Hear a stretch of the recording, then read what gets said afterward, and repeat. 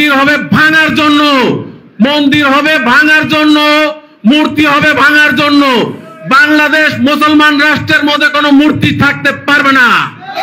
মন্দির হবে ভাঙার জন্য, মন্দির হবে ভাঙার জন্য, মূর্তি হবে ভাঙার জন্য। বাংলাদেশ মুসলমান রাষ্ট্রের মধ্যে কোনো মূর্তি থাকতে পারবে না। আচ্ছা দর্শক শ্রোতারা, আপনারা এই ইয়াং মৌলবীটির কথা শুনলেন তো। মূর্তি হবে ভাঙ্গার জন্য, মন্দির হবে ভাঙ্গার জন্য। মুসলমান রাষ্ট্রে মূর্তি বা মন্দির থাকবে না। একটু বিশ্লেষণ করা যাক। মন্দির হবে ভাঙ্গার জন্য, মূর্তি হবে ভাঙ্গার জন্য, ঠিক আছে। কোন জায়গায় দাঁড়িয়ে বলছে? বাংলাদেশে দাঁড়িয়ে এই হুজুরটি এই কথাটি বলেছে। বুঝতে পারছেন কত বড় ভয়াবহ কথা? মানে বাংলাদেশে হিন্দুদের কোনো মূর্তি থাকবে না, মন্দিরও থাকবে না। শুধু হিন্দুদের মন্দির মূর্তি এইখানে যে থাকবে না এমনটি না, সে স্পেসিফিক্যালি এইখানে হিন্দু ধর্মের মূর্তির কথা বলে নাই, শুধুমাত্র হিন্দু ধর্মের মূর্তির কথা বলে নাই। সে যখন মূর্তি ভাঙ্গার কথা বলেছে তখন এইখানে খ্রিস্টিয়ানদের চার্চে জিসাস ক্রাইস্টের মূর্তি ভাঙ্গার কথাও এসে যায়। বুদ্ধিস্টদের টেম্পলে মানে গৌতম বুদ্ধের মূর্তি ভাঙ্গার কথা মানে এইখানে তার বক্তব্য থেকে এসে যায়। আর মন্দির ভাঙ্গার কথা যখন বলেছে তখন স্পেশালি সে হিন্দুদের মন্দির ভাঙ্গার কথা বলেছে। তো বাংলাদেশে কোনো মূর্তি থাকবে না, মন্দির থাকবে না, এই কথাটাই তো মৌলানা ওয়াজ মাহফিলে বলেছে। এবার তো আপনারা বুঝতে পারছেন বাংলাদেশে প্রতি বছর দুর্গাপূজার সময় প্রতিমা ভাঙচুর কেন করা হয়। এবার তো বুঝতে পারছেন বাংলাদেশে মন্দিরগুলো কেন ভাঙ্গা হয়। এই সমস্ত মোল্লা মৌলবীরা এই মন্দির ভাঙ্গা, মূর্তি ভাঙ্গার অশ্বাসা দিয়ে থাকে। বুঝতে পারছেন? সাধারণ মানুষ কিন্তু এর সাথেও নাই, পাঁচেও নাই। এরাই মানুষকে মন্দির, মূর্তি ভাঙ্গার কথাবার্তা বলে থাকে। তো এই মৌলবীর জবাব আমি দেব। তার আগে আরেকটি ভিডিও ফুটেজ থেকে মূর্তি ভাঙ্গা বিষয়ক একটি ওয়াজের কিছু অংশ বিশেষ আপনাদেরকে শোনাচ্ছি। এই দেখুন রাজ্জাক বিন ইউসুফ সে কি বলে, একটু শোনা যাক। আপনারা রেডি তো? শুনুন। ইব্রাহিম আলাইহিস সালাম মূর্তি ভেঙে দিয়েছেন, আমার নবী মূর্তি ভেঙেছেন। মূর্তি ভাঙার নীতি হচ্ছে মুসলমানের নীতি। মূর্তি মুসলমানের গোস্তের সাথে লেগে আছে, মূর্তি ভাঙা নীতি। মুসলমানের রক্তের সাথে লেগে আছে মূর্তি ভাঙা নীতি। মুসলমান কোনোদিন মূর্তি গড়াতে পারে না, মুসলমান কোনোদিন মূর্তিকে মূল্যায়ন করতে পারে না, মুসলমান কোনোদিন মূর্তিকে শ্রদ্ধা করতে পারে না। ইব্রাহিম আলাইহিস সালামকে বলা হয়েছিল আপনি যাবেন না আমাদের সাথে মেলায়? তিনি বলেছেন না আমি যাব না। তিনি বললেন তাল্লাহে লা আকিদান্না আসনামাকুম, অবশ্যই যখন তোমরা আমার অগোচরে চলে যাবে তখন আমি তোমাদের এই মূর্তিগুলিকে একেবারে ভেঙে খান খান করে দেব। শুনতে পেরেছেন? শুনতে পেরেছেন? আর একটু শুনুন। এই কথা তিনি বললেন ফাজালাহুম জুলাজ, তিনি মূর্তিগুলিকে একেবারে চৌচির করে দিলেন। মাত্র যে বড় মূর্তিটি ছিল সেই মূর্তিটিকে তিনি রেখে দিলেন, তারা এসে যেন বোকা সাজে। ইব্রাহিম আলাইহিস সালাম সমস্ত মূর্তিকে ভেঙে দিয়েছিলেন। আমার নবী মুহাম্মদ সাল্লাল্লাহু আলাইহি সাল্লাম যেদিন কাবা ঘরে ঢুকলেন সেদিন এই লাঠি হাতে করে ঢুকলেন। লাঠি হাতে করে কাবা ঘরে ঢুকে বললেন জাল হক, এসেছে সত্য, ওয়াজাহাকাল বাতিল, চলে গেছে মিথ্যে। ইন্নাল বাতিলা, নিশ্চয় মিথ্যে, কানা যাহুকা, চিরদিন মিথ্যে। এই বলে তিনি সেই কাবা ঘরের ছবি মূর্তিগুলিকে লাঠি মেরে ভেঙে চৌচির করে দিলেন। কোন মুসলমানের বাচ্চা মূর্তিকে সম্মান করতে পারে না। এই মাঠে যত উপস্থিত জনগণ দিনী ভাই আছেন, আজকে বাড়িতে গিয়ে, কালকে বাড়িতে গিয়ে প্রথম কাজ হবে যত আপনার বাপের মায়ের আত্মীয় স্বজনের ছবি মূর্তি আছে, পুতুল আছে, শোকেজ আছে। আচ্ছা দর্শক শ্রোতারা খুব ভালো করে মনোযোগ সহকারে শুনবেন। সে বলেছে যে মূর্তি ভাঙ্গা ইসলামে জায়েজ। কোনো মুসলমান কোনো মূর্তি রাখতে পারে না, কোনো মুসলমান দেশে মূর্তি রাখা অন্যায়। মুসলমানদের রক্তের সাথে মূর্তি ভাঙ্গার ইতিহাস ইতিহাস মিশ্রিত আছে, বা মূর্তি ভাঙ্গাটা হচ্ছে নবী মুহাম্মদের সুন্নত, নবী ইব্রাহিমের সুন্নত, অতএব বাংলাদেশেও মূর্তি ভাঙতে হবে। এখন তো বুঝতে পারছেন যে সারা বাংলাদেশে বঙ্গবন্ধু শেখ মুজিবুর রহমানের মুরাল কেন ভেঙ্গে মাটির সাথে মিশিয়ে দেওয়া হয়েছিল। এই কারা বঙ্গবন্ধু শেখ মুজিবুর রহমানের মূর্তি ভেঙ্গেছিল এখন তো বুঝতে পারছেন। আচ্ছা, সে আবার এই কথাটিও বলেছে, এই হুজুর এই কথাটিও বলেছে, ঘরে গিয়ে মা বাবার যত ছবি আছে, ইমেজ আছে, সব জ্বালিয়ে পুড়িয়ে ছাইভস্য করে দেবেন। অর্থাৎ মা বাবার ইমেজকেও আপনি সম্মানপূর্বক রাখতে পারবেন না, সম্মান এবং শ্রদ্ধা ভরে রাখতে পারবেন না। তো আপনারা কি আশ্চর্য হবেন? এই হুজুরের কথায় অনুপ্রাণিত হয়ে বাংলাদেশের জাতির পিতা বঙ্গবন্ধু শেখ মুজিবুর রহমানের মূর্তি ভাঙচুর করা হয়েছিল। আপনারা কি এটি মানবেন? অবশ্যই মানতে হবে।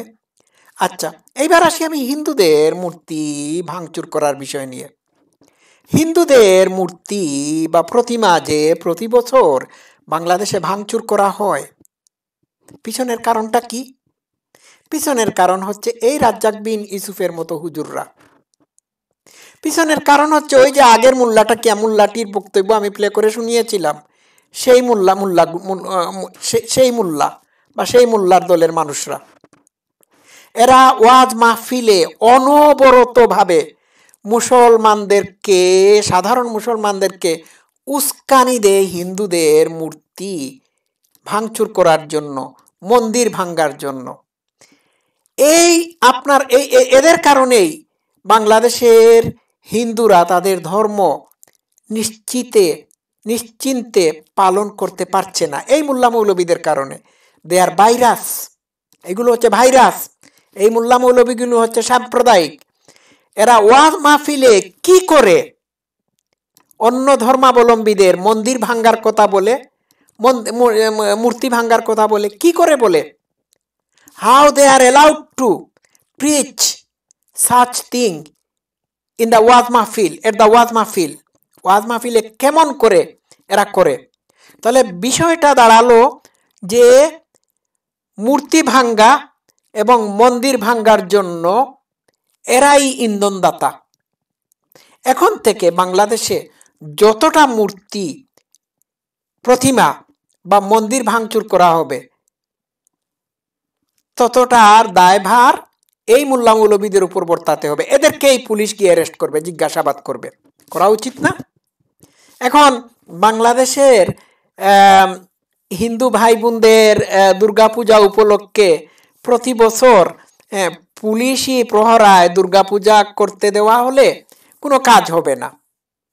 প্রথম যে জায়গায় হাত দিতে হবে সেটি হলো এই মোল্লা মৌলবীদেরকে ওয়াজ মাহফিলে মোল্লা মৌলবীদের ওয়াজ মাহফিলে। বিষয়টা বুঝতে পারছেন? তাদের ওয়াজ মাহফিলগুলোকে মনিটর করতে হবে রেগুলার বেসিস। আচ্ছা, আগের মোল্লাটি যে বলল যে মুসলমান দেশে মন্দির থাকবে না, মূর্তি থাকবে না, তাহলে পার্শ্ববর্তী হিন্দু বেশিরভাগ হিন্দু অধ্যুষিত ভারতে যদি কোনো পুরোহিত বলে বা কোনো পুরোহিত বলে যে কোনো হিন্দু রাষ্ট্রে মসজিদ থাকবে না, আল্লাহর উপাসনা করা যাবে না, মসজিদ ভাঙতে হবে। কোনো খ্রিস্টিয়ান রাষ্ট্রের পাদ্রী যদি বলে যে খ্রিস্টিয়ান অধ্যুষিত রাষ্ট্রে কোনো মসজিদ থাকবে না, মসজিদ ভাঙতে হবে, মিনার ভাঙতে হবে, ইসলাম থাকবে না, তাহলে কি ওই আগের হুজুর যে বক্তব্য দিয়েছিল সে কি এটি মেনে নেবে? নাকি বলবে না না না না না আমাদের ধর্মে আঘাত আনা হচ্ছে, এটা হিউম্যান রাইটস না? তো এই মোল্লা মৌলবীরা কি করে? এই মোল্লা মৌলবীরা যে সমস্ত দেশে মুসলমানরা সংখ্যালঘু, সেই সমস্ত দেশের ব্যাপারে, সেই সমস্ত দেশে ধর্ম নিরপেক্ষতা চর্চার কথা বলে। আর তারা যে দেশে সংখ্যাগরিষ্ঠ সেই দেশে তারা হিন্দুদের বা অন্যান্য ধর্মাবলম্বীদের ধর্মীয় উপাসনালয় ভাঙ্গার কথা বলে। বিষয়টা বুঝতে পারছেন? একদম ক্লিয়ার। এটা তো ভয়ঙ্কর কথাবার্তা বলল।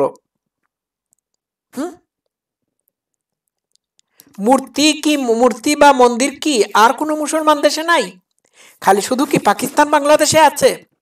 সৌদি আরবেও তো আছে, দুবাই কুয়েত এগুলোতেও আছে। কই তাদের দেশে তো কোনো আলেম ওলামা এইভাবে প্রকাশ্যে মন্দির বা মূর্তি ভাঙ্গার কথা বলতে পারে না। বললেই তাদেরকে সাইজ করে দেওয়া হবে। বুঝতে পারছেন? এই দেশ কি শুধুমাত্র মুসলমানদের দেশ? হিন্দুরা কি এই দেশের নাগরিক না? তাহলে এই মোল্লা মৌলবীরা বোঝাতে চাচ্ছে যে